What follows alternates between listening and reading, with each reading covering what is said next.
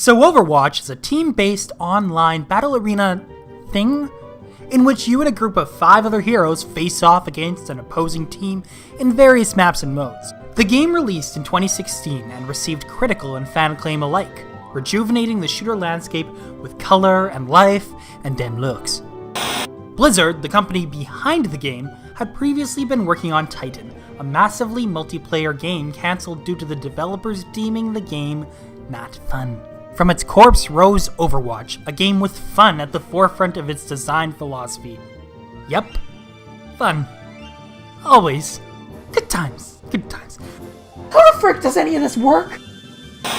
Let me preface this whole shebang by pointing out that the point of the game is supposed to be to have fun. There's no reason to lose your cool over one bad match. And the only real downside to losing is you don't get quite as much experience at the end of the match. And sure, winning is fun, but you can lose with style, guys. Just take those losses as a learning experience and do your best. Keep your cool, okay? So how the game actually works, it's not exactly rocket science. You see the thing, you shoot the thing, you win the thing. That's it. Okay, in all honesty, there is more complexity to the game than all that. Despite every one of the game's current 23 heroes having no more than 5 to 6 attacks and moves and delicious curves, there is an incredible amount of depth to be found. Each character plays significantly different from any other, and learning which characters work best for specific situations and against certain opponents is key. Of course, when you're starting out, you're gonna run up against a Bastion or Mei and be sent to multiple early graves, but don't let that get you down. Every character has a counter, and with enough practice, you'll learn how to take down even the most fierce of foes. As a beginner, the most important thing is to get acclimated with how the different heroes work. A lot of people are going to tell you to worry about team composition and filling the roles as needed, but for your first few games, you're going to want to pick a hero and stick to them. There's no point in rushing into a bunch of heroes you don't know how to use if you're just going to get pummeled. Get used to the way one hero feels and puke your little guts out trying to get a handle on them. Once you've learned the basics of the character and no longer need to pull up their move list constantly, you're ready to move on to the next character. Of course, live matches aren't necessarily the best place to learn a new hero, and for that we have training modes. There are several to select from where you can play against bots with other newbies on your team, or practice on unsuspecting targets. These modes are really where you're going to want to try out all the heroes and see which ones you like best. Real talk though, don't get too attached to any one character. While you could have teams composed of multiples of the same character when the game first came out, this feature was taken out back and shot like the worthless piece of crap it was. When you're playing quick play, you have to choose a unique hero, and you don't want to be a whiny baby just because some chump took your main. Get creative and learn multiple heroes. Ideally, you'll want to know several from each of the 4 categories.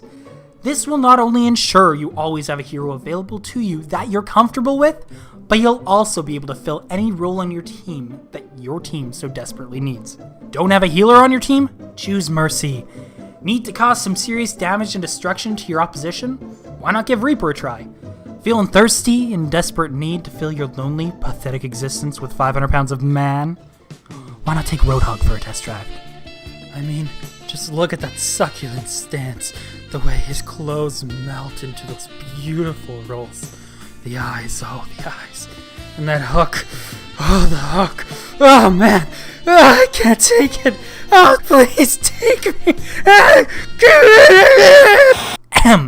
Anyway, as mentioned earlier, there are 4 roles in Overwatch, and it's up to you and your teammates to fill each of them. Offense is great for bringing the pain and is your primary line of death and destruction. Your defense heroes are great at driving back the other team from objectives, watching choke points, and generally cock-blocking the other team. Tanks are great at absorbing pain and are used to draw the enemy's fire, and your support heroes can heal teammates, give them buffs such as a bit of extra oomph when using weapons, and spread debuffs on the opposing team. While you can have and even win a match without filling all these roles, your chances of domination will be severely reduced. So if everyone is dying on your team and you refuse to frickin' change your hero to a healer when all you keep doing is trickling into the enemy's base to die, you got no one to blame but yourself. You can change your hero at the spawn at any time mid-game, so play to your enemy's weaknesses. Remember, this ain't a game, it's a gosh darn arms race.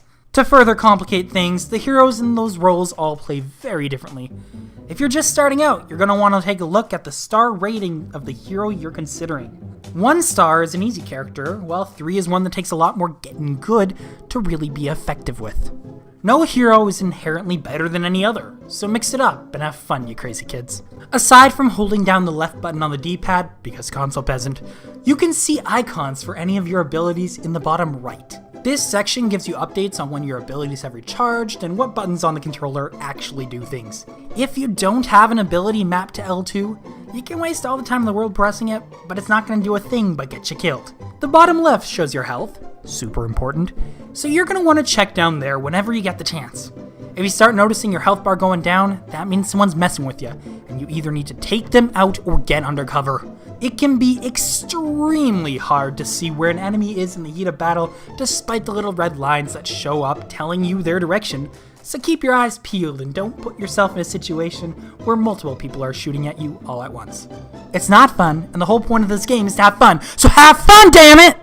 Alright, so once you've picked your hero and you've been placed into the game, you'll be given an objective, and it's up to your team to beat the living crap out of the opposition. As a new player, however, you're gonna be seeing a lot of this. And this. And this. And this. But don't let that get you down. After a few billion deaths, you'll be able to start holding your own, the tables will turn, and frick you, Ghost Sniper! Not so invisible now, are ya? Regardless of the objective, you're gonna want to stay with your team. This is a team-based game after all, so going lone wolf isn't gonna cut it. The heroes synergize off one another, and the best way for everyone to stay alive is to stay together. It's like my homeboy Jack once said. But we're all here now. And God knows how long we're gonna be here. But if we can't live together, we're gonna die alone. Gosh darn right in the feels. Still, it's important not to stay too close together, as when a certain meter builds up with certain characters, you're gonna feel the burn. Keeping a healthy distance allows you to minimize the devastation. And hey, if you see your healer, do what you can to help them out. There's nothing worse than being the mercy on a team, healing an ally up, and then having that hero abandon you as soon as the going gets rough, you feel? Your support people are going to keep you alive longer if they are alive. So while support members shouldn't just be running out nilly-willy, you also want to protect the little angels. Just saying. Should you die, you'll be greeted by the kill cam! It's essentially there to show you how bad you messed up, but if you pay attention, you can gain all kinds of useful insight on the enemy. You can keep an eye on their ultimate so you can see if the pain is coming your way and you can see where that enemy is. This is great in the case of snipers because snipers are just there to ruin your life. Why would you do that, guys? Why? Speaking of ultimates, these are displayed on screen front and center. You see that little icon at the bottom? That's your ult, and you better pay attention to it because when that baby fills, you'll really have another move to use. They're good. Try to save your ultimate though, because those things can take a while to charge, and you don't want to be wasting it the moment it pops up. They carry on from life to life, so no need to rush to use it just because you're being riddled with bullets. At the same time, don't be too afraid to use them. Waiting for the perfect moment might cause you to miss out on some huge opportunities. Too long didn't read, save your ult, but don't be afraid to use it. At the end of the match, the game will show you what it considers to be the best single play by any one of the 12 players. Don't think these matter though. While getting kills might get you highlighted, it's not gonna matter if you went out of your way to kill a bunch of stragglers if you didn't meet the primary objective. That said, getting play of the game can be a very gratifying feeling, and if you just so happen to get it while also helping your team out, then allow yourself to bask in the digital glory. As for objectives, there are 4 primary game modes that will be selected from randomly. Escort is all about guiding a payload across the map. As an attacker, you need to first make it to the payload, then stay beside it as it moves along. Seriously, stay beside and don't run off just because you think things will be more interesting elsewhere. Doing so will result in everyone on your team hating you and possibly the deaths of everyone you love, so just stay by the point, okay? The more members of your team that are within its range, the faster it'll move and the better off you'll be. If no one is beside it, the payload stops and time trickles down. As a defender, your only goal is to keep the other team away from the payload and run down the clock. The next mode is Assault. Certain points will be marked on the map and is up to the defending team to prevent the attacking team from taking those points. If you lose the first point, the second will unlock, and losing this one will result in defeat and make all your team rage quit, and then you'll have to wait in the frickin' queue for a new game. So don't lose. To conquer a point, the attackers simply need to stand in the marked area without the defending team being present. Doing so will cause this white circle to form, and when it completes, they've won. It should be noted that this circle does not deplete, so even if the defending team manages to scare away the attackers, any progress they met will be kept. The third mode is a mix of the two. The attacking team must first capture the payload as if it's a regular point, and then guide it to its destination. Easy peasy. The final mode is called Control, and is perhaps the most intense of the four. A point controlled by neither team will be marked on the map. When the timer runs down, the point will unlock, and it's up to you and your team to claim the point for your own. Doing so will cause your percentage to go up, and once you reach 100%, you win the round and your true love's heart. Win 2 of these, and the game is yours.